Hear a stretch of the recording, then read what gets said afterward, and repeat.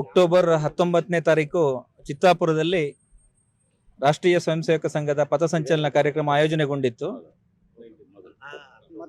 ಹೀಗಾಗಿ ಆ ಕಾರ್ಯಕ್ರಮಕ್ಕೆ ಪರ್ಮಿಷನ್ ಕೇಳಿದಾಗ ಮಧ್ಯರಾತ್ರಿಯಲ್ಲಿ ಅದನ್ನ ಜಿಲ್ಲಾಡಳಿತ ನಿರಾಕರಣೆ ಮಾಡಿತ್ತು. ತಾಲೂಕು ದಂಡಾಧಿಕಾರಿ ಅದನ್ನ ರಿಜೆಕ್ಟ್ ಮಾಡಿದ್ರು.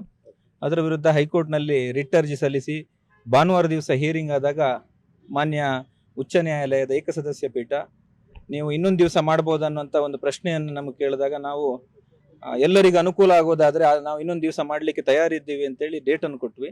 ಅದಾದ ನಂತರ ಉಚ್ಚ ನ್ಯಾಯಾಲಯದ ಏಕಸದಸ್ಯ ಪೀಠ ನಮಗೆ ಶಾಂತಿ ಸಭೆಯಲ್ಲಿ ಭಾಗವಹಿಸ್ತೀರಾ ಕೇಳಿದ್ರು. ನಾವು ಭಾಗವಹಿಸ್ಲಿಕ್ಕೂ ರೆಡಿ ಇದ್ದೀವಿ. ಶಾಂತಿಯುತವಾಗಿ ನಾವು ಕಾರ್ಯಕ್ರಮವನ್ನು ಮಾಡಬೇಕು. ರಾಷ್ಟ್ರೀಯ ಸ್ವಯಂ ಸೇವಕ ಸಂಘದ 100 ವರ್ಷದ ಇತಿಹಾಸ ಏನಿದೆ, ಶಾಂತಿ ಮತ್ತು ಶಿಸ್ತುಗೆ ಒಂದು ಹೆಸರಾದಂಥ ಸಂಘಟನೆ. ಇದರ 100 ವರ್ಷದ ಆಚರಣೆಯ ಪ್ರಯುಕ್ತ ಈ ಪಥಸಂಚಲನ ದೇಶದಾದ್ಯಂತ ನಡೀತಾ ಇದೆ. ಈಗಾಗಲೇ ಕರ್ನಾಟಕ ರಾಜ್ಯದಲ್ಲಿ 500 ಕಡೆ ನಡೆದಿದೆ. ಕೇವಲ ಚಿತ್ತಾಪುರದಲ್ಲಿ ಬಾಕಿ ಇತ್ತು. ಆದರೆ ಅದರ ನಂತರದ 2-3 ಏನು ಹಿಯರಿಂಗ್ಗಳು ನಡೀತು. ಮತ್ತೆ ಕೋರ್ಟ್ ಅಪೇಕ್ಷೆ ಪಟ್ಟು ಶಾಂತಿ ಸಭೆಯಲ್ಲಿ ಭಾಗವಹಿಸಿ ಮಾನ್ಯ ಅಡ್ವೊಕೇಟ್ ಜನರಲ್ ಶಶಿಕಿರಣ್ ಶೆಟ್ಟಿ ಅವರ ನೇತೃತ್ವದಲ್ಲಿ ಜಿಲ್ಲಾಧಿಕಾರಿಗಳ ಹಾಗೂ ಪೊಲೀಸ್ ವರಿಷ್ಠಾಧಿಕಾರಿಗಳು ಸಂಪೂರ್ಣ ಜಿಲ್ಲಾಡಳಿತ ಇದರಲ್ಲಿ ಭಾಗವಹಿಸಿ ಅತ್ಯಂತ ಯಶಸ್ವಿಯಾಗಿ ಶಾಂತಿ ಸಭೆ ನಡೆಯಿತು. ಆ ಸಭೆಯ ಪರಿಣಾಮವಾಗಿ ಜಿಲ್ಲಾಡಳಿತ ಇವತ್ತು ಕೋರ್ಟ್ನಲ್ಲಿ ನಮಗೆ ಆದೇಶವನ್ನು ತಂದು ನಮಗೆ ಹಸ್ತಾಂತರ ಮಾಡಿ 16ನೇ ತಾರೀಕು ಪಥಸಂಚಲನವನ್ನು ನಡೆಸಲಿಕ್ಕೆ ಅವಕಾಶ ಮಾಡಿಕೊಟ್ಟಿದೆ. ಈ ಅವಕಾಶ ಮಾಡಿಕೊಟ್ಟಿದ್ದಕ್ಕೆ ಜಿಲ್ಲಾಡಳಿತಕ್ಕೆ, ಮಾನ್ಯ ಅಡ್ವೊಕೇಟ್ ಜನರಲ್ಗೆ, ಸರ್ಕಾರಕ್ಕೆ ನಾವು ಧನ್ಯವಾದವನ್ನು ಸಲ್ಲಿಸ್ತೇವೆ.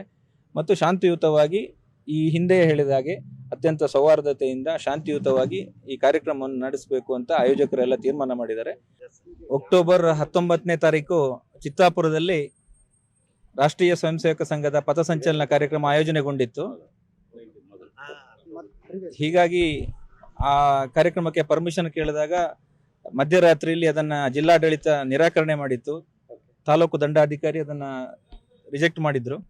ಅದರ ವಿರುದ್ಧ ಹೈಕೋರ್ಟ್ನಲ್ಲಿ ರಿಟ್ ಅರ್ಜಿ ಸಲ್ಲಿಸಿ ಭಾನುವಾರ ದಿವಸ ಹಿಯರಿಂಗ್ ಆದಾಗ ಮಾನ್ಯ ಉಚ್ಚ ನ್ಯಾಯಾಲಯದ ಏಕಸದಸ್ಯ ಪೀಠ ನೀವು ಇನ್ನೊಂದು ದಿವಸ ಮಾಡ್ಬೋದು ಅನ್ನೋಂಥ ಒಂದು ಪ್ರಶ್ನೆಯನ್ನು ನಮಗೆ ಕೇಳಿದಾಗ ನಾವು ಎಲ್ಲರಿಗೂ ಅನುಕೂಲ ಆಗೋದಾದರೆ ನಾವು ಇನ್ನೊಂದು ದಿವಸ ಮಾಡಲಿಕ್ಕೆ ತಯಾರಿದ್ದೀವಿ ಅಂತೇಳಿ ಡೇಟನ್ನು ಕೊಟ್ವಿ.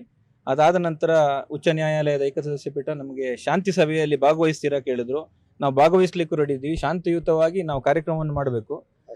ರಾಷ್ಟ್ರೀಯ ಸ್ವಯಂ ಸೇವಕ ಸಂಘದ 100 ವರ್ಷದ ಇತಿಹಾಸ ಏನಿದೆ, ಶಾಂತಿ ಮತ್ತು ಶಿಸ್ತುಗೆ ಒಂದು ಹೆಸರಾದಂಥ ಸಂಘಟನೆ.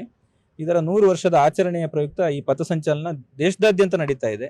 ಈಗಾಗಲೇ ಕರ್ನಾಟಕ ರಾಜ್ಯದಲ್ಲಿ 500 ಕಡೆ ನಡೆದಿದೆ. ಕೇವಲ ಚಿತ್ತಾಪುರದಲ್ಲಿ ಬಾಕಿ ಇತ್ತು. ಆದರೆ ಅದರ ನಂತರದ 2-3 ಏನು ಹಿಯರಿಂಗ್ಗಳು ನಡೀತು.